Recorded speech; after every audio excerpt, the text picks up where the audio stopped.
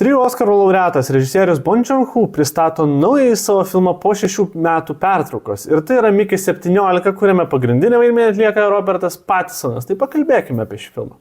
Mickey 17, kaip ir sufleruoja filmo pavadinimas, yra apie vaikiną Mickey, kuris keliauja iš žemės, bėgdamas nuo savo praeities ir savo noru sutinka būti pakeičiamuoju. Tai yra žmogus, kuris yra nuolat atkuriamas arba klonuojamas. Šis procesas yra skirtas tam, kad jisai galėtų išbandyti naujus dalykus, kurie šiaip normaliems žmonėms būtų pavojingi gyvybei. Tai yra ir naujos bakterijos, virusai, aplinkos sąlygos ir panašiai.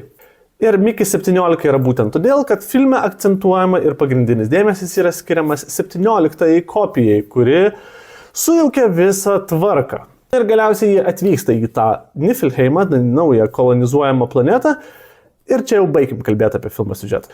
Pats įdomiausias dalykas filme yra personažai, kurių be Mickio buvo ir daugiau, įskaitant ir valdovas, kuris buvo visiškai išprotėjęs ir sąlyginai, galima net sakyti, pritraukiamas prie šių dienų aktualijų. Pažiūrėję filmą, suprasit.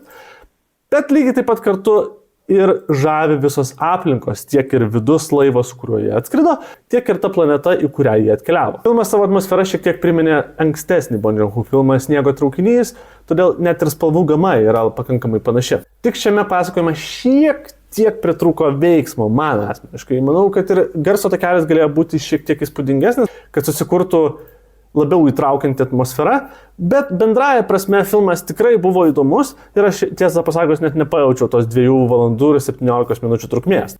Jeigu jūs mėgstate mokslinės fantastikos filmus, tikrai rekomenduoju pabandyti pasižiūrėti Mickey 17. Esu tikras, kad jums turėtų patikti. O jeigu jau matėt, parašykit savo nuomonę komentaruose ir nepamirškit manęs pafollowinti.